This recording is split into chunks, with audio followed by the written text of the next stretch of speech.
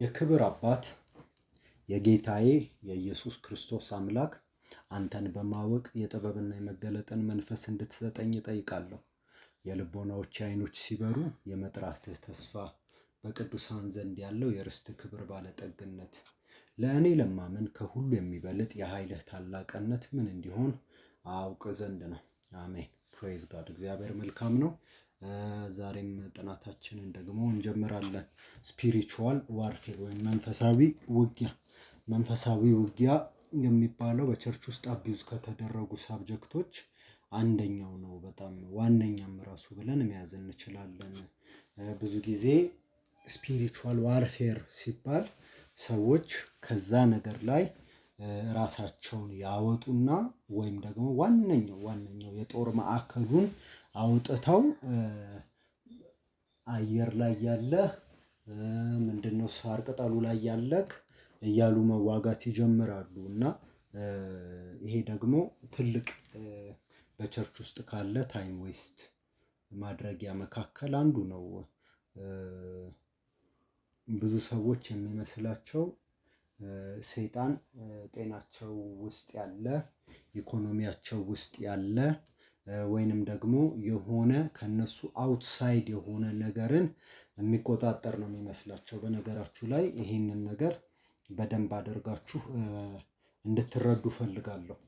ኦኬ ኖቴ ላይ አልያዝኩትም ነበር፣ ግን ሌት ሚ ጊቭ ዩ እንደ ክራሽ ኮርስ ነገር አድርጌ ይሄንን ነገር ላሳያችሁ። የመጀመሪያ ነገር ከዘፍጥረት እንነሳ። የእውነቶች ሁሉ ጅማሬ እዛ ጋር ስለሆነ ያለው ከዘፍጥረት ስንነሳ እግዚአብሔር ሰውን በመልኩና በምሳሌው እንደፈጠረ መጽሐፍ ቅዱስ ይነግረናል። እግዚአብሔር ሰውን ሲፈጥረው በራሱ በፍጹም መልኩና አምሳሉ ነበረ የፈጠረው። ሰው ከመፈጠሩ በፊት ግን ምን አድርጓል? እግዚአብሔር ዓለማትን እና ሁለንተናቸውን ፈጥሮ ነበረ። በቃ ሰው የመጀመሪያው ፍጥረት አይደለም። ከሰው በፊት የተፈጠሩ አካላቶች አሉ፣ ወይንም ደግሞ ፐርሰኖች አሉ። አሁን ለምሳሌ ለመናገር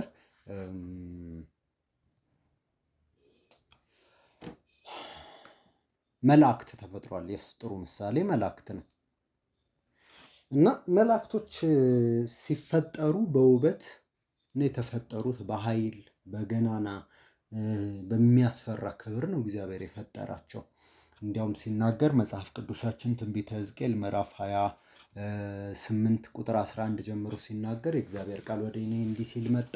የሰው ልጆች በጢሮስ ንጉሥ ላይ ሙሾ አሟሽተህ እንዲህ በለው፣ ጌታ እግዚአብሔር እንዲህ ይላል፣ ጥበብ የተሞላህ ውበትም የተፈጸመ መደምደሚያ አንተ ነህ። በእግዚአብሔር ገነት በኤደን ነበርህ። አሁን ሰማችሁ? የት ነበርክ? በኤደን ነበርክ አለው። የከበረ ዕንቁስ ሁሉ ሰርዲዮን፣ ቶፓዝ፣ አልማዝ፣ ቢሪሌ፣ መርገድ፣ ያስጴድ፣ ሰንፔር፣ በሉር የሚያብረቀርቅ ዕንቁ፣ ወርቅ ልብስ ነበረ። የከበሮና የእምቢልታ ስራ በአንተ ዘንድ ነበረ፣ በተፈጠርክበት ቀን ተዘጋጅተው ነበረ። ስለዚህ ከበሮን እምቢልታን በደንብ የሚያውቅ ነው ይሄ ክሪቸር ማለት ነው።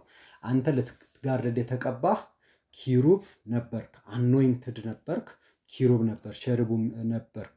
ከቨር የምታደርግ በተቀደሰው በእግዚአብሔር ተራራ ላይ አኖርኩ፣ በእሳት ድንጋዮች መካከል ተመላለስ።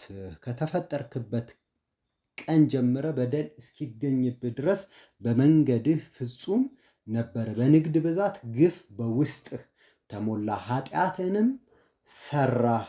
ስለዚህ እንደ ርኩስ ነገር በእግዚአብሔር ተራራ ጣልሁ። የምትጋርድ ኪሩብ ነበርክ፣ ከእሳት ድንጋዮች መካከል አጠፋው። በውበትህ ምክንያት ልብህ ኮርቷል፣ ከክብርህ የተነሳ ጥበብህን አረከስህ። በምድር ላይ ጣልሁ፣ ያዩህም ዘንድ በምድር ነገስታት ፊት ሰጠው። በበደልህ ብዛት በንግድህም ኃጢአት መቅደስህን አረከስህ። ስለዚህ እሳትን ከውስጥ አውጥቻለሁ፣ እርሷም በልታለች። በሚያዩ ሁሉ ፊት በምድር ላይ አመድ አድርጌሃለሁ።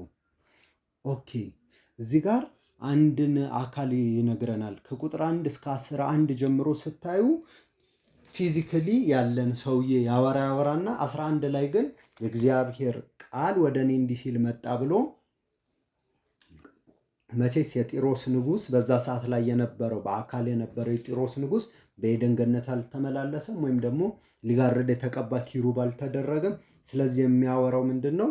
ከዚህ ከአካላዊው ዓለም የተለየን ነገር እያወራ ነበረ። አንድ የወደቀ ደግሞ መንፈሳዊ አካል እንዳለ መጽሐፍ ቅዱስ ይነግረናል። እርሱም ደግሞ ሰይጣን ነው። ኦኬ። በፍጥረት ዓለም ላይ ደግሞ ሲፈጠር አስቀድሞ በደንብ ማስተዋል ያለባችሁ ነገር የስልጣን ረገድ ወይንም ደግሞ የኦቶሪቲን ከአድሚኒስትሬሽንም ሆነ ከአመራር ከግዛት አንጻር ልክ ስትመለከቱት ምንድነው? አስቀድሞ እግዚአብሔር አለ። ከዛ ደግሞ እግዚአብሔር በፍጹም ዓላማውና ፕላኑ ሲፈጥር ሁለተኛ ላይ የሚቀመጠው ማን ነው ካላችሁ ሰው ነው። ሶስተኛ ላይ የሚቀመጡት መላእክት፣ ከዛ ደግሞ ፍጥረታት ነው። ሰይጣን ይሄ ምንድነው? ሰይጣን ኩዌስችን ውስጥ ራሱ አልነበረም። ነገር ግን ኤደን ገነት ላይ የማንን ስልጣን ነበረ የቀማው? መጽሐፍ ቅዱሳችን እንደሚያሳየን ዳይሬክት እንደሚያደርገን ሰውን በመጣል በሰው ላይ ስልጣን በመያዝ ኤፌሶን ምዕራፍ 2 እንደሚነግረን ምንድን ነው የሚለው? ኤፌሶን ምዕራፍ 2 በበደላችሁና በኃጢአታችሁ ሙታን ነበራችሁ፣ በእነርሱም በዚህ ዓለም ላይ እንዳለው ኑሮ በማይታዘዙ ልጆች ላይ አሁን ለሚሰራ መንፈስ አለቃ እንደሆነው በአየር ላይ ስልጣን እንዳለው አለቃ ፈቃድ በፊት ተመላለሳችሁ ይላል። which means በማይታዘዙ ልጆች ላይ የሚሰራ ነበር። ሁላችንም ያልታዘዝና ያለመታዘዝ ልጆች ነበር ጌታ ኢየሱስ ክርስቶስን ከማግኘታችን በክርስቶስ ኢየሱስ ከመገኘታችን በፊት እኛ። ስለዚህ በፈቃዳችን ስንመላለስ፣ ፈቃዳችን ግን የማን ነበረ? የመንፈሱ አለቃ ፈቃድ ነበረ። ስለዚህ ፋንክሽን የምናደርገው በራሳችን ሳይሆን በማስተራችን በኃጢአትና በሰይጣን አማካኝነት ነበረ። ሰይጣን መንፈስ ስለሆነ በምድር ላይ ፈጽሞ እንደፈለገ ለማድረግ እንደፈለገ ለማስወጣትና ለማስገባት ስልጣን የለውም። ይህንን ቁልፍ ነገር ያዙ። ሰይጣን እንደፈለገ የማድረግ መብትና ስልጣን የለውም። እግዚአብሔርንም ደግሞ ስትመጡ በዚህ በአካላዊው ዓለም ላይ በራሱ መጥቶ እንዲህ በሉዓላዊ ጣልቃ ገብነት አንዳች ነገር አያደርግም። ምንም ነገር አዳም ከተፈጠረ በኋላ ምንም ነገር ወደ ምድር ማድረግ ሲፈልግ by the agency of human being ወይም ደግሞ አካል ባለው ሰው በኩል ነው የሚያደርገው። ይህንንም ደግሞ ለመረዳት መጽሐፍ ቅዱሳችን ምን ይለናል? ሰማይ ሰማያት እግዚአብሔር ናቸው፣ ምድርን ደግሞ ለማን ሰጠ ይላል? ለሰው ልጆች ሰጠ። ሰይጣን ስለዚህ ፍቃዳችንን ሐሳባችንን በገዛ ቁጥር የምንፈጥረው ወይንም ደግሞ የምናፈራው ፍሬ የማንን ነው? በውስጣችን የሚገዛውን ቃል ነው። ስለዚህ አሁን ስፒሪቹዋል ዋርፌር የሚባለውን ነገር ለመረዳት ይሄ ቁልፍ ነገር ነው። ሰይጣን በራሱ አቅም፣ በራሱ ችሎታ፣ በራሱ ምንድነው ስሙ ብቃት የሚያደርገው አንዳች ነገር የለም። ነገር ግን ሰዎችን በሐሳባቸው ፍቃዳቸውን በመቆጣጠር በሰው ስልጣን ነው ወይንም ደግሞ ምድር ለሰው የተሰጠች ስለሆነ በሰው አማካኝነት ነው እያንዳንዱን ነገር የሚያደርገው። ኦልራይት፣ ይሄንን ነገር ካልኳችሁ በትምህርቱ ላይ ሞር ስለሚገባን እየቀጠልን እንሄዳለን። ሰው መጽሐፍ ቅዱሳችን ምን እንደሚል ስለዚህ አሁን ጤናዬን ያስክ ምንድነው በረከቴን ስትሉ ኖ አሁን የመጀመሪያ ነገር ሐሳባችሁ ጸሎቱ ራሱ ለምን ጤናችሁ እንደተያዘ እየነገራችሁ ነው። መጀመሪያውንም በሱ እጅ እንዳለ አድርጋችሁ እንድታስቡ ኮንቪንስ አድርጓችኋል። ጤናችሁን መያዝ የሚችል አጋንንት እንዳለ፣ በረከትን ፋይናንሻል በረከትን መያዝ የሚችል ሰይጣን እንዳለ ኮንቪንስ አድርጓችኋል። የሌለውን አቅም አሳምኗችኋል ማለት ነው። ስለዚህ ይህንን ነገር በደንብ በማስተዋል እንዴት how it functions እንዴት እንደሚሰራ በእግዚአብሔር ቃል አማካኝነት እንመለከተዋለን። ኤፌሶን ምዕራፍ 6 ቁጥር 12 ላይ ሲናገር እንዲህ ይላል፣ መጋደላችን ከደምና ከስጋ ጋር አይደለምና። መጋደላችን ወይም ማጥፋታችን ከደምና ከስጋ ጋር አይደለም፣ ከአለቆችና ከስልጣናት ጋር ከዚህም ከጨለማ ዓለም ገዦች ጋር በሰማይ ስፍራ ካለ ከክፉ መንፈሳውያን ሰራዊት ጋር ነው እንጂ። ኦልራይት፣ ብዙ ነገር ነው ዛሬ የምነግራችሁ ማለት ነው። አሁን ስትረዱ ሁለት ዓለማትን ተረዱ። በመጀመሪያ እግዚአብሔር ይላል መጽሐፍ ቅዱስ ዘፍጥረት ምዕራፍ 1 ቁጥር 1 ላይ ምን ይላል?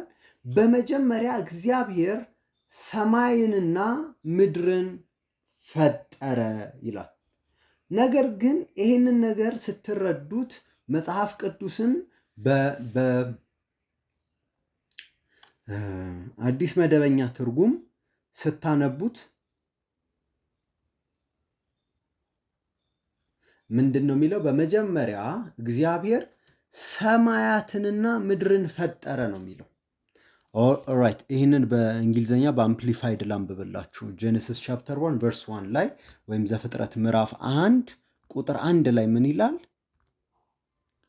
ስካይ አይደለም የሚለው the heavens and the earth. In the beginning God prepared, formed, fashioned and created the heavens and the earth.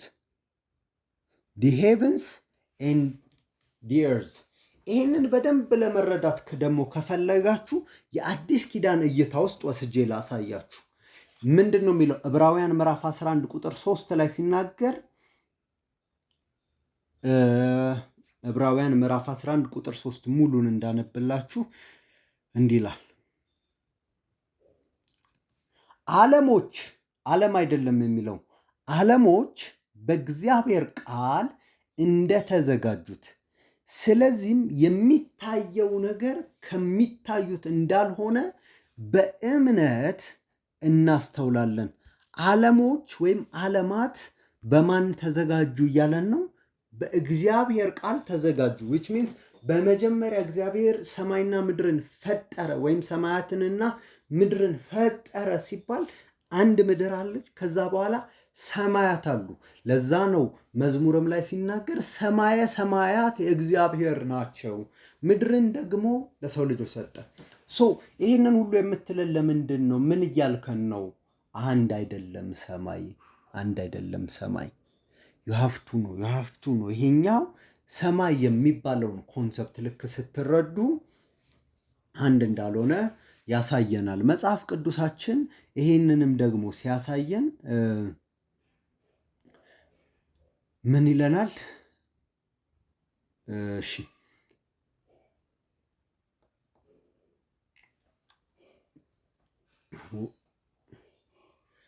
እሺ ቆሮንጦስ ላይ እንሂድ። ሁለተኛ ቆሮንጦስ ምዕራፍ 12 ቁጥር 2 ላይ እንዲህ ይላል፣ ሰውን በክርስቶስ አውቃለሁ፣ በስጋ እንደሆነ አላውቅም፣ ወይም ከስጋ ውጭ እንደሆነ አላውቅም፣ እግዚአብሔር ያውቃል።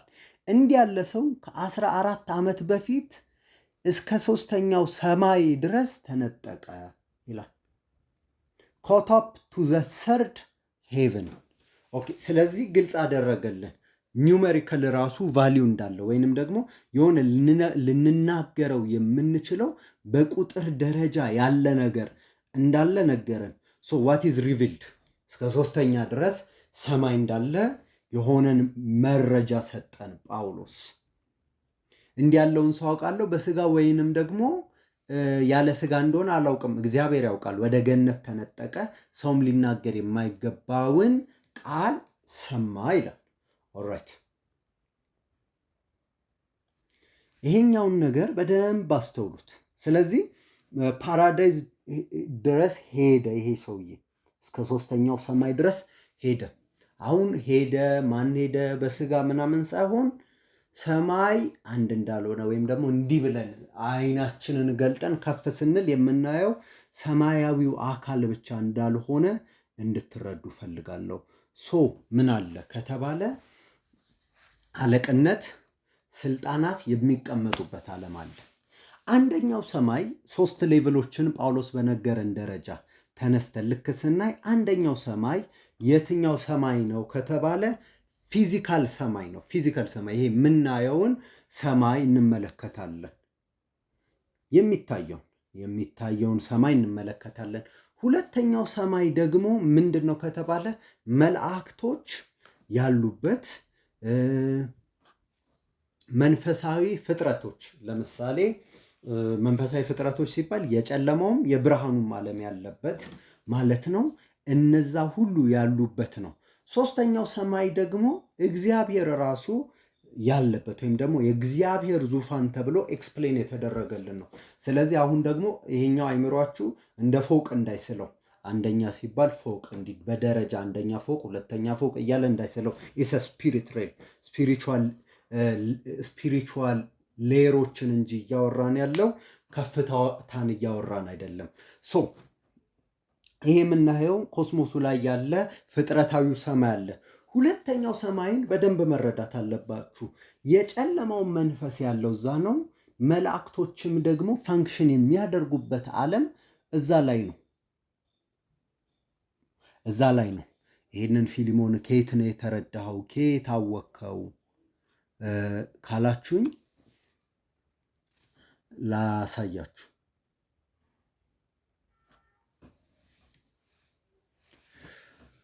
ኦልራይት ምን አለ መሰላችሁ? ቆላስይስ ምዕራፍ 1 ቁጥር 13 ጀምሮ እንዲህ ይላል። እስከ 16 ነው ማነበው። እርሱ ከጨለማ ስልጣን አዳንን። የጨለማው ስልጣን የት እንደሆነ በአየር ላይ ምናምን ብለን ቅድም ኤፌሶን ላይ አይተናል። ከጨለማ ስልጣን አዳንን፣ ቤዛነት እርሱም የኃጢአትን ስርየት ወዳገኘንበት ወደ ፍቅሩ ልጅ መንግስት። አሁንም ደግሞ ሂስ ቶኪንግ አባውት ሎኬሽን መንግስት ነው። ከጨለማ ስልጣን አዳንን አለ። ከዛ መለሰና እርሱም የማይታይ አምላክ ምሳሌ ነው፣ የሚታዩትና የማይታዩትም። ዩሲ አሁን ሁለት ዓለማት አሉ አለን። የሚታየው እናንተ በአይናችሁ በሴንሰሪ ኦርጋናችሁ የምታዩት ፕራይም ሚኒስተር ገሌ፣ ኪንግ ገሌ፣ ኤምፐረር ገሌ እያላችሁ የምታዩት። ከዛ ደግሞ የማይታያለ ዙፋናትም ቢሆኑ ወይም ጌትነት ወይም አለቅነት ወይም ስልጣናት በሰማይ that are in heaven በሰማይና በምድር ያሉ ሁሉ እነኚህ ሁሉ የምታዩት ምናላቸው ዙፋናት ቢሆኑ ወይም ጌትነት ወይም አለቅነት ወይም ስልጣናት የሚባለው የማይታዩትና የሚታዩት ወይም ደግሞ በሰማይና በምድር ያሉት ሁሉ በእርሱ ተፈጥሯል፣ ከፍጥረት ሁሉ በኩር ነውና ሁሉ በእርሱ ለእርሱ ነው ይላል። ሃሌሉያ። ከዛስ በኋላ ቀጠለና ምን አለ? ቁጥር 19 ላይ ወረደና 18 ላይ እርሱ የአካሉ ማለትም የቤተ ክርስቲያን ምንድነው? ራስ ነው። ሃሌሉያ። እሱ የቤተ ክርስቲያን ራስ ነው። ሃሌሉያ። እርሱም በሁሉ ፊተኛ ይሆን ዘንድ ፕሬሚነንስ እንዲኖረው መጀመሪያ ከሙታንም በኩር ነው አለ። እግዚአብሔር ሙላቱ ሁሉ በእርሱ እንዲኖር በእርሱ በኩል ሙላቱ ሁሉ የሚባለው ቤተክርስቲያንን ጨምሮ በእርሱ በኩል በመስቀሉ ደም ሰላም አድርጎ በምድር ወይም በሰማያት ያሉትን ሁሉ ለራሱ እንዲያስታርቅ ፈቅዷል አለ። ሃሌሉያ። ስለዚህ ምን አለ? የሚታይ ዓለም አለ፣ የማይታይ ዓለም አለ። የምናየው ዙፋን አለ፣ የማናየው ደግሞ ዙፋን አለ። ስልጣን፣ አለቅነት፣ ግዛት የሚባሉት ነገር በሙሉ አሉ ማለት ነው። ሃሌሉያ። ከዛስ በኋላ ኤፌሶን ምዕራፍ 2 ላይ ያነሳውን ሐሳብ እዚህ ጋር ደግሞ መጣና ቆላስይስ ምዕራፍ 2 ቁጥር 13 ላይ በደንብ አበራለን። እናንተ በበደላችሁና ስጋችሁን ባለመግረዝ ሙታን በሆናችሁ ጊዜ ከእርሱ ጋር ሕይወትን ሰጣችሁ፣ በደላችሁን ይቅር አለ። በእኛ ላይ የነበረውን የሚቃወምን በትእዛዝ የተጻፈውን የዕዳ ጽሕፈት ደመሰሰው፣ እርሱም በመስቀል ጠርቆ ከመንገድ አስወግዶታል። አለቅነትና ስልጣናትን ገፎ ድል በመንሳት በእርሱ እያዞረ በግልጥ አሳያቸው አለ። ስለዚህ አለቅነት አለ፣ ስልጣናት አለ። እነዚህ ሁሉ የነበሩትን የጨለማውን ገፈፋቸው ይላል። በመስቀሉ ካደረገው ስራ አንዱ ምንድን ነው? ገፈፋቸው፣ በግልጥ እየዞረ አሳያቸው እያለን ነው።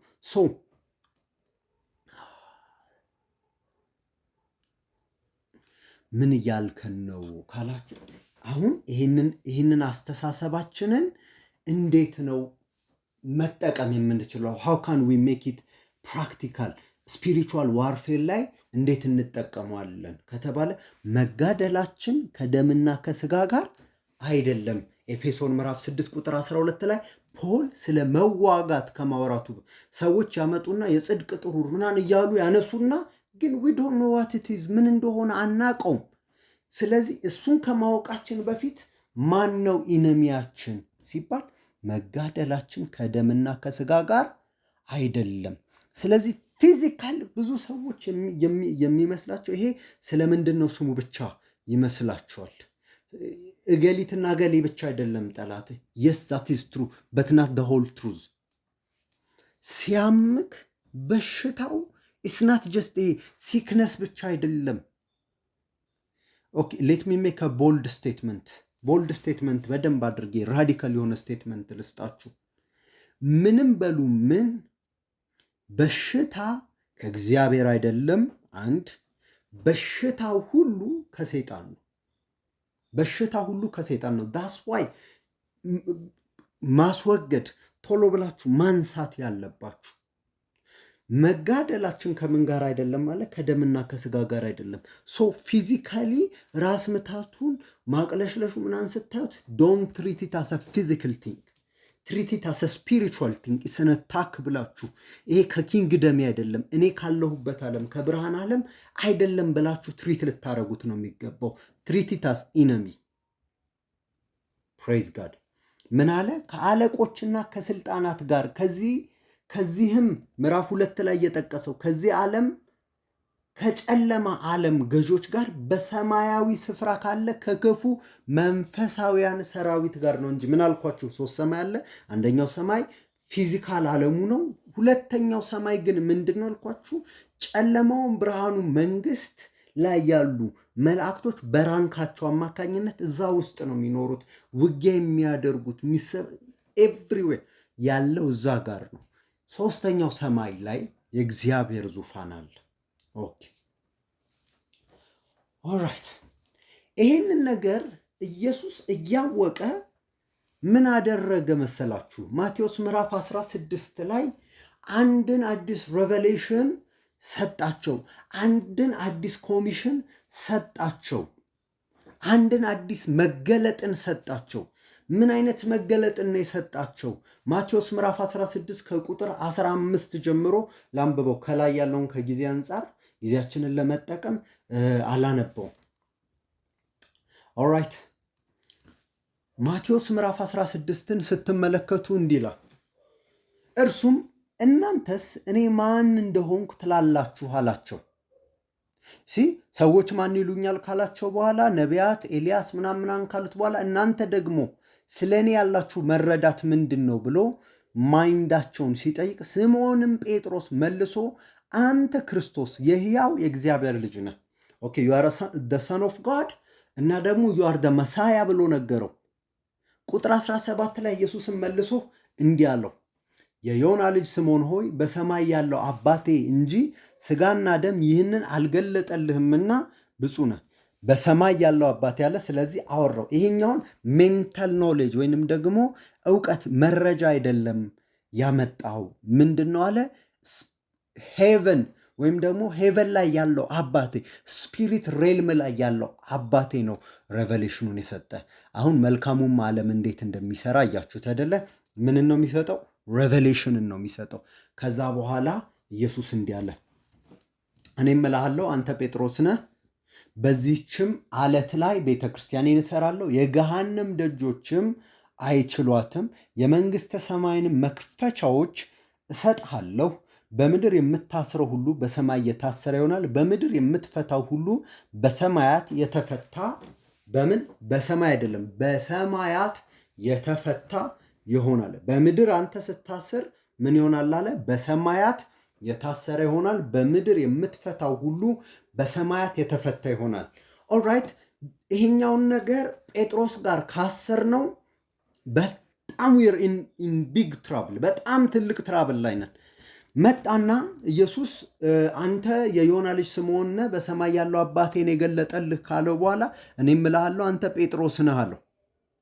ከዛ ግን ምናል በዚህችም አለት ላይ ቤተክርስቲያኔን እሰራለሁ ሲል በየትኛው አለት ላይ ነው? ጴጥሮስን ነው? ኖ ጴጥሮስን አይደለም እያወራ ያለው። ጴጥሮስን ሳይሆን እያወራ ያለው ምንድነው? ኦን ዘ ሬቨሌሽን አለቱ መሰረቱ ለመሰላችሁ ኢየሱስ ኤቭሪ ታይም ስለ አለት ስለ መሰረት ሲያወራ ወይ ስለ ራሱ ነው የሚያወራው ወይ ስለ ቃሉ ነው የሚያወራው። ቃሌን ሰምቶ የሚያደርግ ሰውን ተመልከቱት፣ ቤቱን በአለት ላይ የሰራ ነው ይላል። ስለዚህ ምንም አይነት አታክ ቢመጣበት፣ ንፋስም ወጀብም ማዕበልም ቢመጣበት አይነቃነቅም ስላለ he's talking about the revelation ስለ ሬቨሌሽን ነው እያወራ ያለው ማለት ነው። የመጣው ሬቨሌሽን ላይ ምን አደርጋለሁ? ይሄንን አለት አድርጌ በዚህ አለት በሆነው መገለጥ ላይ ቤተ ክርስቲያኔን ማይ ኤክሌሽያን የኔ የሆነውን ስብስብ እንደኔ ያሉትን ስብስብ እሰራለሁ፣ የገሃነም ደጆችም አይችሏትም። ኦራይት በጣም ፓወርፉል ነች፣ ማትቻል ነች አለ። ከዛ የመንግስተ ሰማይን መክፈቻዎች እሰጥሃለሁ አለ። የመንግስተ ሰማይ መክፈቻዎችን ወይም ቁልፎችን ኪስ ኦፍ ዘ ኪንግደምን ለመረዳት ይሄኛውን ነገር ከተረዳችሁ በቃ ዓለማችሁ በሙሉ ነው የሚሰራው። ላይፋችሁ ላይ ኢንክሪዝ ማድረግ ከፈለጋችሁ፣ ቪክቶሪየስ ላይፍ መኖር ከፈለጋችሁ ኪስ ኦፍ ዘ ኪንግደም የመንግስተ ሰማያትን መክፈቻዎች ማግኘት አለባችሁ። ማቴዎስ ምዕራፍ 13ን ተምረናል አይደለ? ኪስ ኦፍ ዘ ኪንግደም ላለ ይጨመርለታል፣ ከሌለው ደግሞ ያው ያለው ይወሰድበታል ሲል ያለውን ቁሳዊ ነገር ሳይሆን በሬቨሌሽን ያለው ሬቨሌሽን ያለው ሰው ይጨመርለታል። ሬቨሌሽን የሌለው ሰው ደግሞ ያለው ፊዚካል ነገሩ ራሱ ይወሰድበታል፣ ሰስቴን ማድረግ አይችልም እያለ እንደሆነ ማቴዎስ 13 ላይ ተመልክተናል። ከዛ ይሄኛውን ኪ ልክ ስትይዙ ኪንግደም ኪ ስትይዙ የበርና የመኪና አይነት ቁልፍ ሳይሆን ሬቨሌሽን ኖሌጅ ላይ ልክ ስትቆሙ ምን ይሆናል አለ? በምድር የምታስሩት በሰማያት ኢን ዘ ሄቨንሊ ምን ያደርጋል? እግዚአብሔር ራቲፋይ ያደርገዋል፣ ያጸድቀዋል። ስለዚህ ከታች ያሉ በሙሉ ሰማያት ምን ያደርጋሉ? ያስራሉ። በምድር የምትፈታ ሁሉ በሰማያት የተፈታ ይሆናል አለ። እስኪ አሁን አማኝ ይህንን ማወቅ አለበት። ብሊቨርስ ኦቶሪቲን ማወቅ አለበት። ወደ ዋርፌር ከመግባታችን በፊት ምን ማወቅ አለብን? ኦቶሪቲያችንን ማወቅ አለብን። ኦቶሪቲውን የማያውቅ የሚሸነፍ ነው። ኦቶሪቲውን የማያውቅ የሚሸነፍ ነው። ማለትም ምን ማለት መሰላችሁ? እስራኤላውያን ከፍልስጤም ጋር ብዙ ጊዜ ዋጉ ነበረ። እግዚአብሔርም ንጉሥን ሾመላቸው። ሳኦል የሚባል ንጉሥ ነበራቸው። ሳኦልም ከመንገዱ ትንሽ አፈንግጦ ነበረ። በነበረበት የአይምሮ ቦታ አፈንግጦ ነበረ። ኦራይት ከዛስ በኋላ ምን ሆነ? ፍልስጤሞች መጥተው ወረሯቸው። ለ40 ቀን ማን እየፎከረ ነበረ? ጎልያድ እየፎከረ ነበረ። እስራኤላውያን የኪዳን ሰዎች እግዚአብሔር የተናገረ ቃል ያላቸው ሰዎች ጎልያድ እየፎከረባቸው ነበረ። አሁን ፊዚካል ነገሮችን ማወራችሁ አንድን ነገር ክሊር ስላደረግን ነው። እያንዳንዱ አካላዊ መገለጦች ኪንግደም፣ ስልጣናት፣ አለቅነት ምን ከጀርባቸው አለ ተባብለናል? መንፈሳዊው ዓለም አለ። ለዛ ነው መጽሐፍ ቅዱስ ሲናገር የፋርስና የሜዶን ንጉሥ ወይም አለቃ ምን አድርጎኝ ነበር? ጸሎትህን አዘግይቶብህ ነበር፣ ለ21 ቀን ተዋጋኛለ። ኢን ዘ ሄቨንሊ ሬልም ላይ ሲዋጋ ነበር ከገብርኤል ከሚካኤል ጋር ማለት ነው። ከመላእክቶች አለቃም አንዱ ሊረዳኝ መጣ። ሚካኤል ሊረዳው መጣ። ለምን? ሄቨን ሬልም ላይ ውጊያ ነበር። ይሳደባል፣ በአንደበቱ ነበር የሚናገረው እና ስድብም ራሱ አልመለሰለትም። አንድ ጊዜ እንዲያውም እግዚአብሔር ይገስጽህ ብቻ ነው ያለው። አግሊ የሆኑ ንግግሮች ስላሉት አውል ሾው ዩ ሃው እንዴት እንደሚሰራ ስለማሳያችሁ ግልጽ እየሆነ ስለሚመጣ ኖ ፕሮብሌም፣ ይህንን በደንብ አሳያችኋለሁ። ኦኬ እንዴት ነው? ከዛ በኋላ ዳዊት መጣና ምንድን ያለው? ይሄ ያልተገረዘ ኪዳን የሌለው ሰው ማለት ነው፣ ስልጣን የሌለው ሰው እንዴት በእስራኤል ላይ ይፎክራል ብሎ ሲናገር ነበረ ዳዊት። ይሲ ኦቶሪቲውን የማያውቅ አማኝ ባይ ዲፎልት የተሸነፈ አማኝ ነው፣ ወይንም ደግሞ ኃይልን መግለጥ የማይችል ነው። የእግዚአብሔርን አቅም በምድር ላይ መግለጥ የማይችል ነው። this is really important. who are you? ማን ናችሁ እናንተ? እግዚአብሔር ማን አድርጓችኋል? ምን አድርጓችኋል? በኪንግደም ውስጥ ምን አይነት ስልጣን ሰጥቷችኋል የሚባለውን ስትመለከቱ ኦን ዘ ሬቨሌሽን ኦፍ ጂሰስ ክራይስት በአለቱ ላይ ልክ ስትቆሙ ምንድነው የገሃነም ደጆች አይችሏችሁ። ኦኬ ግን ኢየሱስ in a weird place weird revelation ነው የሰጣቸው። what makes it weird? ፊልጶስ ቂሳሪያ ለንግድ አይደለም ባስቀድሞ የምትታወቀው፣ ለንግድ አይደለም የምትታወቀው። ፊልጶስ ቂሳሪያ በውስጧ ምን አለ ካላችሁ ኢየሱስ ይህንን ንግግር ያደረገው ከደቀ መዛሙርቶቹ ጋር በፊልጶስ ቂሳሪያ ስለነበረ ከ13 እስከ 20 ስትመለከቱት በአጠቃላይ ሐሳቡን ለማግኘት ምን ላይ ቆሞ ነበረ ሲናገር የተባለው መሰል የተለያዩ ዋና ዋና አማልክቶች የሮማውያንና የግሪኮች አማልክት የሚመለኩበት ቦታ ነበረ። አንዳንዴ እንዲያውም ኢቨን ራሱ በስዕል ደረጃ ራሱ የዛን ዘመን ስዕል ስትመለከቱት ጎን ለጎን ባለ 3 በር ያላቸው የጣዖት ማምለኪያ ነበሩ። ልክ የእስራኤል መውጫ መጨረሻው ጫፍ ላይ ያለች ከተማ ነች።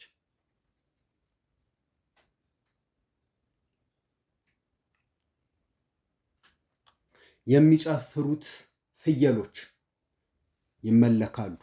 ፍየሎች እየጨፈሩ ይመለካሉ።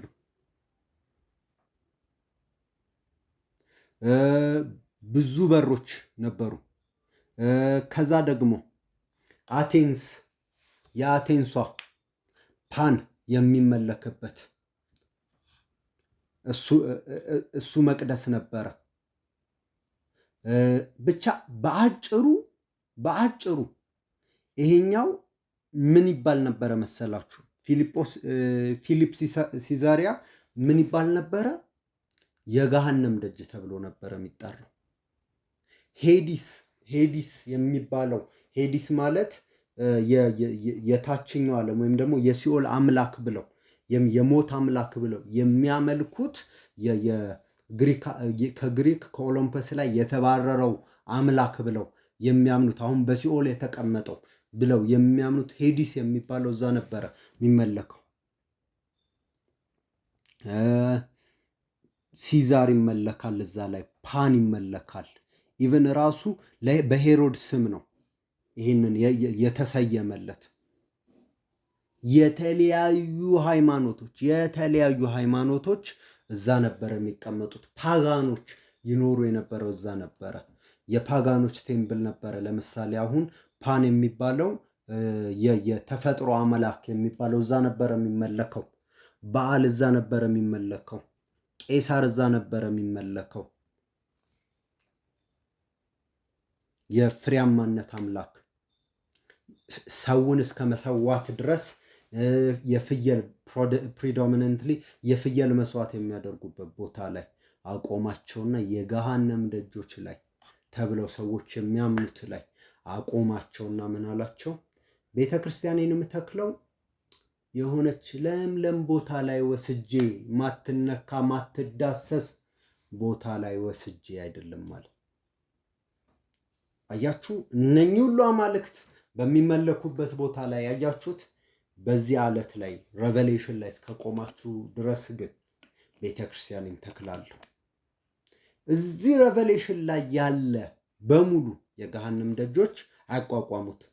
ለምን ከተባለ ሲናገር በመንግስተ ሰማይ ቁልፍ ተሰጥቶታል።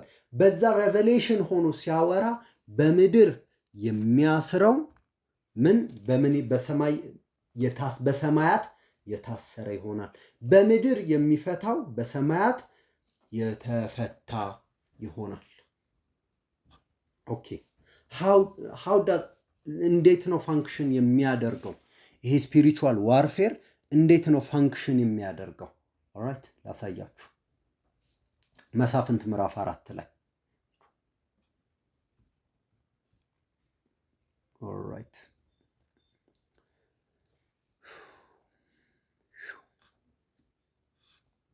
መሳፍንት ምዕራፍ 4 ላይ ናዖድ ከሞተ በኋላ የእስራኤል ልጆች በእግዚአብሔር ፊት እንደገና ክፉ ነገር ሰሩ። እግዚአብሔርም በአሦር በነገሰው በከነዓን ንጉሥ በኢያቢስ እጅ አሳልፎ ሰጣቸው። የሰራዊቱ አለቃ በአሕዛብ አሪሶት የተቀመጠው ሲሳር ነበረ። የእስራኤልም ልጆች ወደ እግዚአብሔር ጮሁ። 900 የብረት ሰረገሎች ነበሩት እና ሰማችሁ፣ 900 የብረት የእስራኤልንም ልጆች 20 ዓመት ያህል እጅግ ያስጨንቃቸው ነበር። ሲሳር የሚባለው በጣም ኃይለኛ ነበረ፣ በጣም ኃይለኛ ነበረ። ከዛ በዚያን ጊዜ ነብይቱ የሊፊዶት ሚስት ዲቦራ በእስራኤል ላይ ትፈርድ ነበር። እርሷም በተራራማው በኤፍሬም አገር በራማና በቤቴል መካከል ካለው የዲቦራ ዛፍ ከሚባለው ከዘንባባው በታች ተቀምጣ ነበር። የእስራኤልም ልጆች ወደ እርሷ ለፍርድ ይመጡ ነበረ። ልካም ከቃዴስ ንፍታሌም የአቤኒምን ልጅ ባርቅን ጠርታ የእስራኤል አምላክ እግዚአብሔር ሄደ ወደ ታቦር ተራራ ውጣ፣ ከአንተም ጋር ከንፍታሌምና ከዛብሎን ልጆች 10,000 ሰዎች ውሰድ፣ እኔም የኢያቢስን ሰራዊት አለቃ ሲሳራን ሰረገሎችንም ሕዝቡንም ሁሉ ወደ አንተ ወደ ቂሶን ወንዝ እስባለሁ፣ በእጅም አሳልፌ እሰጠዋለሁ ብሎ አላዘዘህምን አለችው።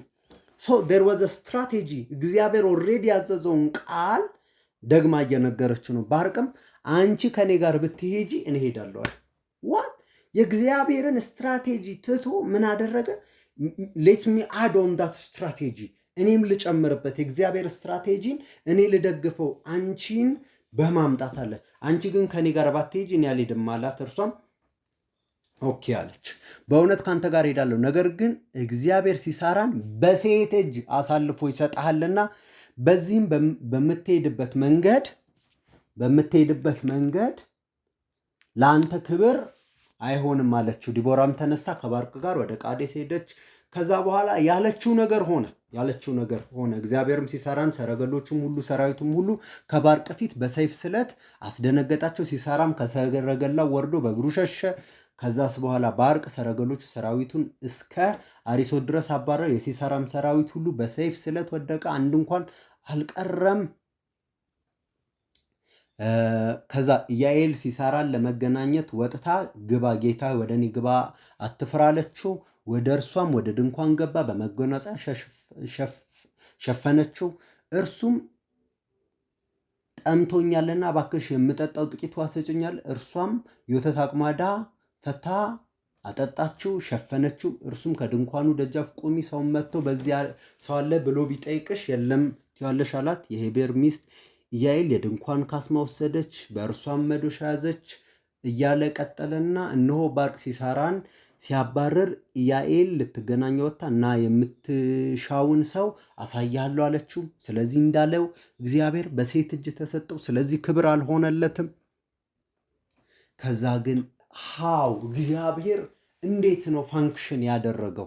እግዚአብሔር እንዴት ነው የሰራው ሲባል ሰለብሬት። በዚያን ቀን ዲቦራና የአቢኔም ልጅ ባርቅ እንዲህ ብለው ተቀኙ። ስለዚህ ነብይት እየነገረችን ነው። እንዴት ነው የነበረው? ይሄ ፊዚካል ውጊያ ላይ ምን ነበረ የሚባለውን ነገር ልክ ስታዩ ውጊያው የት እንደነበረ በደንብ አስተውሉ።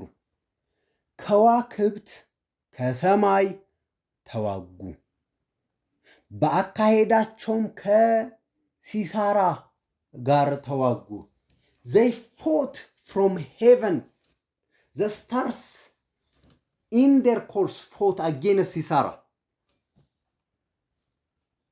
ከዋክብት ከሰማይ ተዋጉ። ከዋክብት ኤንጅልስ ምን አደረጉ? ተዋጉ። የምታዩትን ሰውዬ እንዲህ ጠንካራ ያደረገው ምዕራፍ 4 ላይ ተመልሳችሁ ስትሄዱ የሰራዊቱ አለቃ በአሕዛብ አሶሪት የተቀመጠው ሲሳራ ነበር። የእስራኤል ልጆች ወደ እግዚአብሔር ጮሁ። 900 የብረት ሰረገሎች ነበሩት። የእስራኤል ልጆች 20 ዓመት ያህል እጅግ ያስጨንቃቸው ነበረ። ያስጨንቃቸው የነበረው ለካስ ሰውየው አንድ ሆኖ ከጀርባው ግን የቆመ ኃይል ነበረ። ይህንንም ውጊያ ግን የት ነበረ እግዚአብሔር ሲዋጋላቸው የነበረ? ከዋክብት ከሰማይ ተዋጉ፣ በአካሄዳቸውም ሲሳራ ጋር ተዋጉ።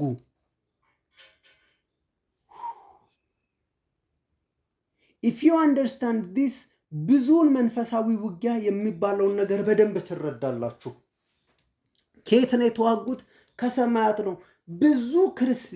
ብዙ ክርስቲያን የሚቸገረው ነገር መጋደሉ ከደምና ከስጋ ጋር ያለ የመሰለው ፊዚካል ነገሩ የተገለጠውን ውጤቱን ለመቀየር እየተጣጣረ ነው የሚጨነቀው። ነገር ግን ፍሩቱ ላይ ተመልከቱ። ሩቱ ላይ ሲዱ ላይ ሄዳችሁ መንደል ትችላላችሁ፣ መንቀል ትችላላችሁ። ለምን? ውጊያው ያለው ከሰማይ ተዋጉ ነው የሚለው። ፊዚካሊ የተገለጠውን ነገር ለመቀየር አትሞክሩ። ስፒሪቹዋሊ ያለውን እውነታ ቀይሩት።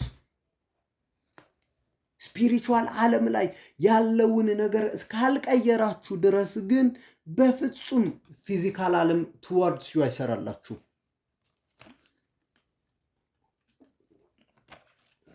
ፕሬዝ ጋድ። እግዚአብሔር መልካም ነው። ሌላም ቦታ ላሳያችሁ። ኦኬ፣ መጽሐፈ ሳሙኤል ሁለተኛ ሳሙኤል ምዕራፍ 24 ቁጥር 1ን ስታነቡ እንዲህ ይላል። ደግሞም የእግዚአብሔር ቁጣ በእስራኤል ላይ ነደደ፣ ዳዊትንም ሂድ እስራኤልን እና ይሁዳን ቁጠር ብሎ በላያቸው አስነሳው። የሁለተኛ ሳሙኤል ጸሐፊ ሲጽፍ ምን አለ? የእግዚአብሔር ቁጣ በእስራኤል ላይ ነደደ ይላል። ለምን? ራሱ እግዚአብሔር ነው ዳዊትን እንዲህ ሲጠመዘዘው የነበረ። ዳዊትን ሂድ እስራኤልና ይሁዳን ቁጠር ብሎ በላያቸው አስነሳው። ነገር ግን ይህንን ነገር ለመረዳት ከፈለጋችሁ እግዚአብሔር እንዴት ይቆጣል? ራሱ አስደርጎት ራሱ እንዴት ይቆጣል ብላችሁ እንዳታስቡ እግዚአብሔር ክሊር አደረገው። ይህንኑ ተመሳሳይ ታሪክ ምን ላይ እናገኘዋለን? መጽሐፈ ዜና አንደኛ ዜና 21:1 ላይ ስንሄድ ምን ይላል? ሰይጣንም በእስራኤል ላይ ተነሳ። ሰይጣን በእስራኤል ላይ ተነሳ ይላል። ሰማችሁት? በተመረጡት ህዝቦች ላይ ማን ተነሳ? ሰይጣን ተነሳ። ስለዚህ ምን አደረገባቸው? ጎርፍ አመጣባቸው? ማዕበል አመጣባቸው? ወጋቸው? ወይንስ ደግሞ መብረቅ አለባቸው? ነው እንደዛ አይደለም ያለው።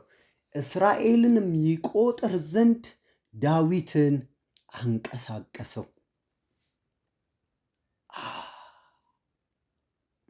በእግዚአብሔር ሐሳብ ላይ የሚነሳ የሰው ሐሳብ የሚለውን አሁን ገባችሁ? እግዚአብሔር ለምን በእስራኤል ላይ ተቆጣ ሲባል እግዚአብሔር አትቁጠሩ፣ እስራኤልን አትቁጠሩት ብሎ ነግሯቸው ነበር። ትእዛዝን አምጥቶ ነበረ።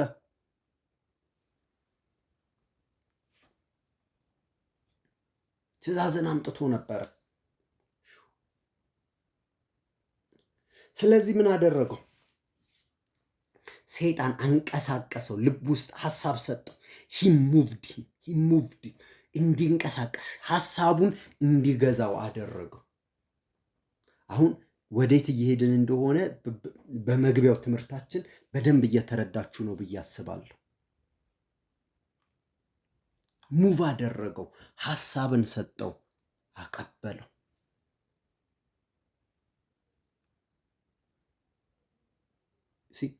ሐሳብ ነው የሚሰጠው።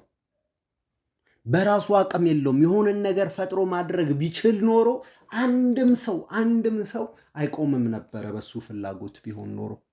ነገር ግን ሂዝ ሊሚትድ አቅመ ቢስ ነው ሰይጣን። ኦንሊ ቲንግ ሊያደርግ የሚችለው ዲሲቭ ማድረግ ነው፣ ሐሳብን መስጠት። በእግዚአብሔር ሐሳብ ላይ የሚነሳን የሰውን ሐሳብ መፍጠር ነው የሚችለው። ሐሳብን መላክ ብቻ ነው የሚችለው። ለዛ እኮ ነው መጽሐፍ ቅዱሳዊ የዳቢሎስን ሽንገላ ብሎ ነው ኤፌሶን ምዕራፍ 6 ላይ የነገረ። አንድን ቦታ እኔና ኦልራይት ታይም ስላለቀ ነገ እንቀጥለዋለን። ችግር የለውም፣ ነገ እንቀጥለዋለን። ኦልሬዲ ብዙ ሰዓት ስለወሰድን እግዚአብሔር መልካም ነው። እንጸልይ።